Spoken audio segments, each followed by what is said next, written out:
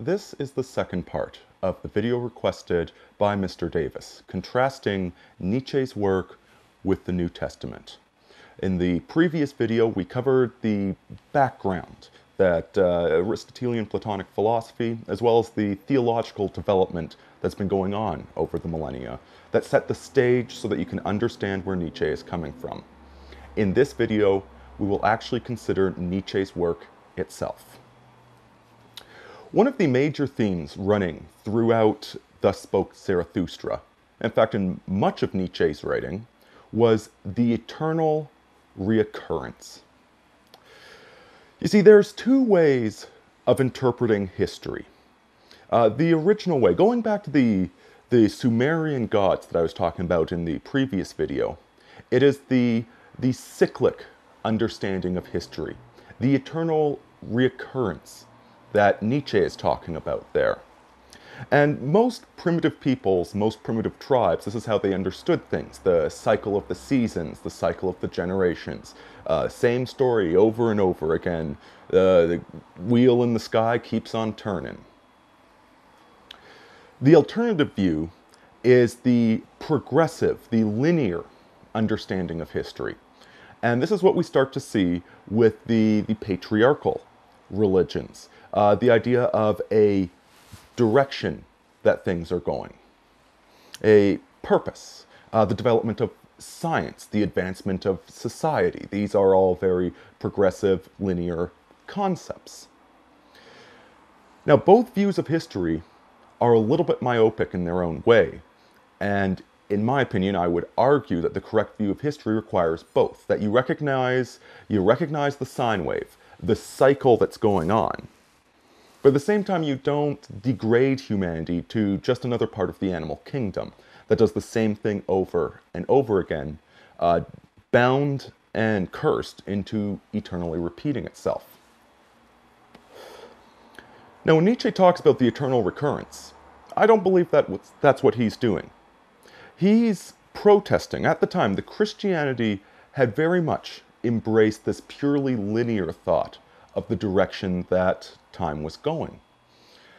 They did not think about the cycles. They did not admit their animal nature. And the great irony being, because they absolutely refused to admit that they were animals, that there were cycles, that there is the eternal recurrence, this is what curses them to do exactly that. It's the thing that you're completely unaware of that's going to trump you up. And so when Nietzsche talks about embracing the eternal recurrence, it's about embracing your life, about embracing the fact that, yeah, you do live here in time with cycles, with hungers, with needs, and loving every minute of it. And so it's from the eternal reoccurrence that we get the will to power. Now, at this point, I'd like to start splitting in the two people that Nietzsche is talking to, the two groups that misinterpret him. On the one hand, you have the materialist Christians, the churchians, as we call them nowadays, the church that he is so frustrated and angry with. On the other side, you've got the atheists, the ones that are living purely hedonistically, that have abandoned all value. And to look at how he's shouting at both sides at the same time, and how both of them are completely getting him wrong. The will to power. The will to power is all about loving your own life. It's about living life to the fullest. And so Nietzsche would say that the churchians, they're completely abandoning the will to power. See, the will to power requires courage. It requires that you go out in the world and possibly fail. It demands that you learn and that you think and that you risk things. That because you're actually aiming for something. See, you've got the eternal reoccurrence, but the will to power is directional. It is moving towards a goal. The hedonist, mind you, the atheist, hears the will to power, and all they have is the will to lust, the will to sate their lusts with no long-term plan, no ultimate goal, in complete absence of any and all values. The Churchian completely denies the world. They live like an aesthete. They don't engage, they don't really live. The hedonist, on the other hand, lives entirely in the material world and refuses to embrace anything higher. Now on my website, the subtitle of Stairs of the World is a quote from the Gospel of Thomas, which goes that the kingdom of heaven is everywhere upon the earth, but men see it not. That people aren't truly living life, that they are either they're a slave to their passion or they're fleeing from reality. And they don't see the beauty and the potential that you can have living your own life, understanding the will to power, understanding that you're a part of the world, and pursuing self-improvement, pursuing betterment, pursuing beauty, pursuing magic. People ignore it in so many ways. And C.S. Lewis, he heavily criticized Christians for this. In his book, The Screwtape Letters, one of the things he talked about was where were you focused time-wise. Now, the devils in his book, the devils want, ideally, they want you focused upon the past, upon what's already happened. They want you reminiscing about better times or feeling bitter about times you were slighted. They want you dwelling on things. Instead of dealing with the present, instead of coping, instead of moving forward, they want you to dwell on the past, ideally. If they can't get you to dwell on the past, what they love to do is get you to dwell in the future, is to think about all the exciting things you're going to do, is think about where you're headed, dream about the next vacation. And while the future is a little bit better than dwelling on the past, since the future challenges you to do things. It's how am I going to get to that point in my life? Ultimately, it's still just daydreaming, because the past doesn't exist anymore. It happened already. The future is just imaginary. Where you should be spending most of your time is in the present. You should be mindful of what you're doing today, right now, where you're going, what you are doing. You should be loving and embracing your own life. And again, this is the will to power. It's living in the present, accepting the eternal recurrence and the long-term direction where things are going, but living in the presence, loving your own life. Not abandoning your self-awareness, not engaging in drug abuse and opiate abuse to distract yourself from the fact that you're alive. At the same time, not looking forward to heaven, but finding heaven in the present, in the world as it is. Nietzsche would say that these Christians that he was seeing, they were living in the future. They were imagining their salvation. They were imagining going to heaven, thinking about that, rather than living in the present. Which leads to the next point. The next great quote that's often misinterpreted. Nietzsche and the death of God. Now, when Nietzsche talks about the death of God, he's talking about our conception of God. God is dead, and we have killed him. Now, think about these Churchians for a moment. These Churchians that aren't living in the present, but instead are living in the future. These Churchians, one big thing you find nowadays is this statement of being saved. I am saved. Now, C.S. Lewis wrote about this again. And he wrote about how there comes an element, and he says, you know, I'm very hesitant to even mention this because mentioning it is almost blasphemy. But there comes a point when you've been faithful for long enough, when you've been engaged in enough self-improvement, where you've been catching yourself as you sin, that you realize that you're still a sinner. You still screw up all the time, and yet you're on the upswing. I liken it to hyperbolic equations. You see, a hyperbolic mathematical equation, if you draw it on a graph, they have asymptotes.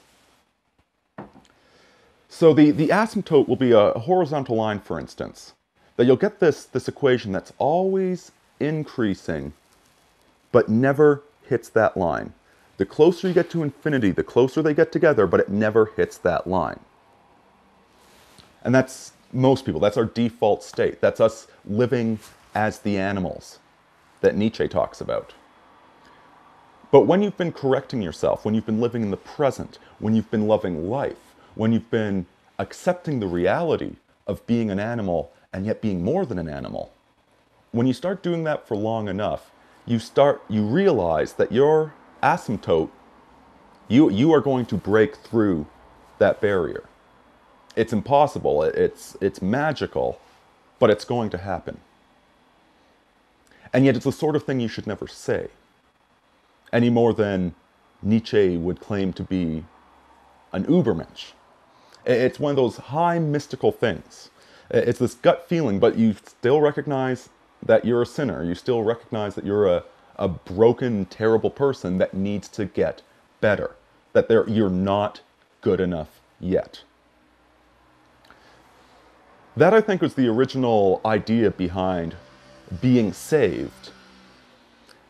And yet the people that say, I am saved, I am in the grace of God, they're putting that in the past. They're putting that in, I am saved, I don't have to self-improve anymore. It's a very arrogant statement. It's like screaming that I am the Übermensch. The real Übermensch does not say that they are the Übermensch. They are just living that life that's constantly improving, that's constantly getting better. They're living joyously, they're living in the moment. They're not justifying their actions based upon the past. And they get this sense that every moment of their life is the life they're living, that there's the eternal reoccurrence.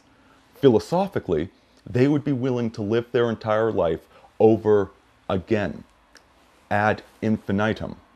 That is the heaven that they seek. That is all the heaven that they need. But the Churchian, he puts that in the past. I am saved. And so what is this God that the Churchian worships? This God is one that gives him rules, that gives him morality, and the Christian morality that Nietzsche was so critical of. Now, some basic societal rules, some basic morality is a bloody good idea. That is the training wheels that people need to live by to get better, to train themselves. But the Christians that Nietzsche was seeing, they were just coasting through life, leaning on their training wheels and never thinking. In the past, I am saved. In the present, I blindly obey the rules of God. In the future, I get heaven. And so I don't have to think. I do not have to be aware or thoughtful about what I'm doing in the present. It's an abandonment of thought. It's an abandonment of the self. And it's worshiping a dead God. When Nietzsche says we've killed God, that's the God we've killed. Not the God of the New Testament that said you don't need the rules. You don't need the training wheels to ride your bike. What you need to do is ride your bike. And hey, I'm going to bleed on the cross for you so that you can do that. So that you can be impossibly more than you are. So you can use this ridiculous side effect of centripetal motion that a two-wheeled motorcycle can actually go down the highway. No, they're leaning on their training wheels. They're not thinking. They are living purely by an objective, measured morality, not reaching up to the higher. Contrasting them are the atheists. The atheists who laugh at this dead God that the Christians worship. Who live doing whatever they want. But these atheists have abandoned all value in the process. They live purely hedonistically. They live purely for the animal desires, as opposed to anything grander. They are just as dead as the Churchians are. They are just as unaware. You know, you've got this radical religion that was all about overcoming yourself, and both groups are living like animals. One's a slave to the rules, the other is a slave to their desires. And overcoming yourself, this is the next point. Going over, overcoming. The Übermensch, the overman. This is a constant theme throughout Nietzsche's writing. You know, you've got the eternal reoccurrence. This cyclic history. Yes, you are part of the universe. Yes, you are part animal. And yet he's also writing about overcoming. About walking the tightrope over the abyss. About being more than you were. About this impossible, magical, joyous form of living that is out there. And you tell me, folks, is that not the same sort of principle that Christ was talking about with salvation? About overcoming the sins of the past, about being more than just an animal. The good and evil that Nietzsche talks about, overcoming good and evil. He talks about the cycle of good and evil. And there's very much, these are allusions to Zoroastrianism, which, unlike Judaism, unlike Christianity, Zoroastrianism is a religion that talks about the good and the evil forces being equal opposites. As opposed to Christianity, Judaism, where good is the fundamental nature of reality, and evil is just a twisting, a perversion of that fundamental nature. Zoroastrianism has a lot in common with these old forms of paganism that we find, where good and evil, anger, love, etc., it's all part of this endless cycle repeated endlessly. In the modern era that Nietzsche's writing in, the Christians have completely rejected that cycle by following the rules. Not by thinking about the rules, but merely by following them. And yet they're still subject to these rules. They're still the petty squabbles of day to day. Might be a little bit less bloody than it was in ancient Babylon, but it's the exact same petty struggles. The constant cycle, living in the universe, being merely part of the universe, rather than overcoming, rather than being more. And this is why he says,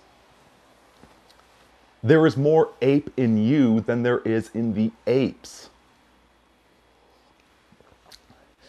The ape can't help that endless cycle of morality, of birth and death, of the same stories over and over again. The ape can't help it. And yet people can. People can be more than this. But people live as slaves to all of this. To avoid thinking in the moment, to avoid going over. Because going over is scary. It's terrifying. And ultimately, it means pursuing your own understanding of the good. Now, this is a part that is deeply misunderstood. Your own understanding of the good does not mean whatever you feel like. Nietzsche was just as upset with the atheists who did whatever they feel like. Abandoning the simplistic morality of a degenerate church doesn't mean that there is no such thing as beauty. There is no such thing as good. There is no such thing as architecture.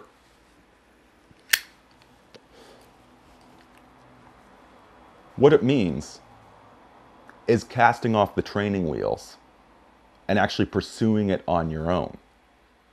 Terrified because you aren't going to get a direct revelation from God. You're not going to get a simple stone tablet telling you what to do. There are signs out there. You feel them in your heart. You feel it when you hear a beautiful song, when you see the magnificence of nature. There's something there. There's something worth pursuing, but you can't quite nail it down.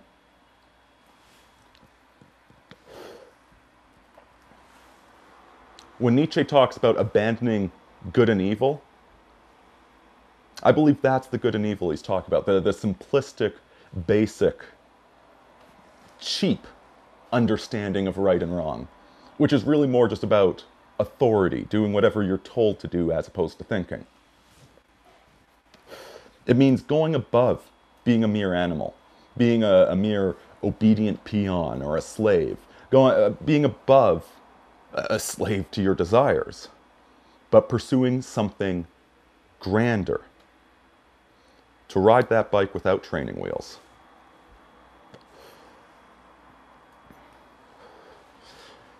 You know, it must be said that Nietzsche was not a Christian.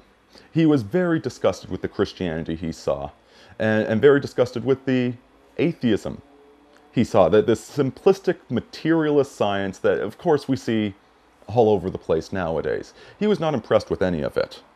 And most Christians have taken that assault on the church very deep down.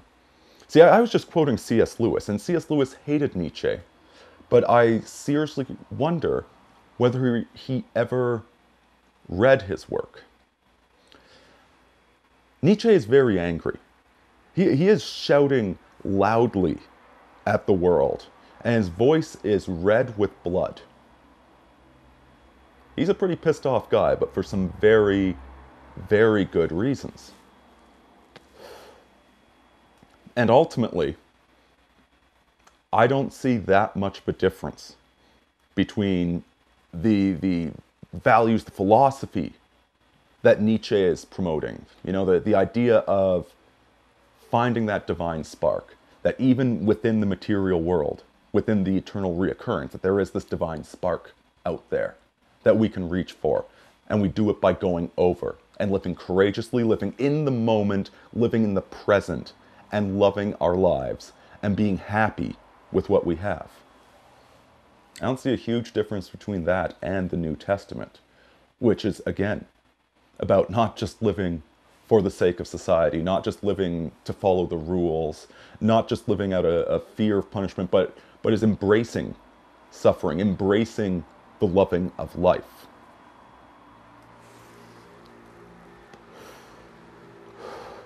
Now, the final part of this video is the hardest to answer, because Davis asked me, how do we solve this nihilism present in our society? You know, because Nietzsche looked at the church and he looked at the atheists, and he saw nihilists in both groups. How do we overcome this? And the frustrating answer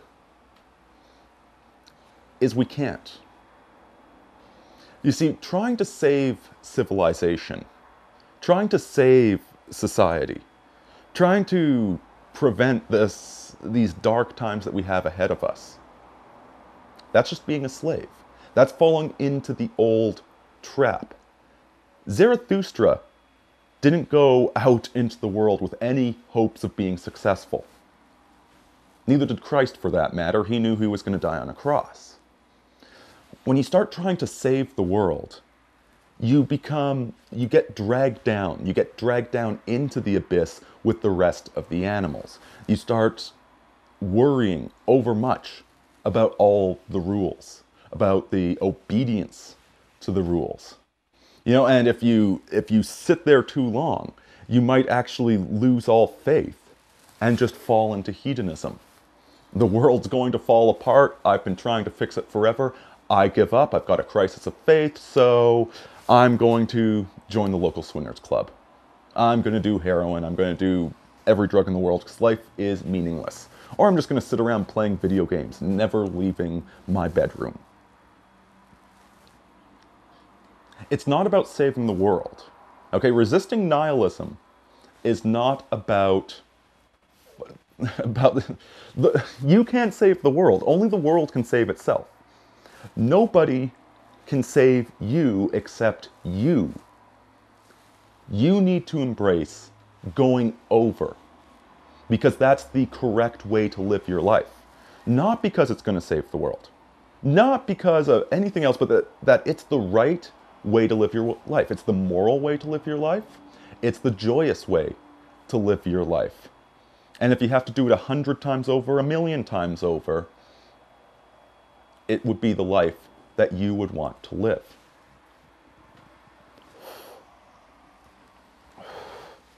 The best that any of us can do is to set an example for others, to live the best life that we can. And if others want to listen, to give them what advice and what knowledge we have. Virtue is its own reward, and the only reward of virtue is virtue.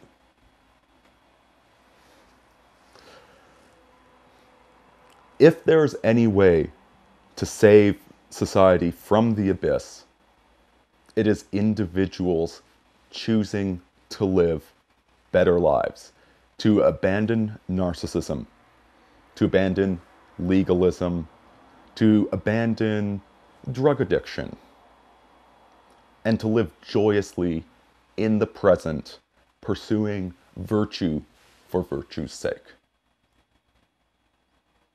Best of luck, folks. Arini out.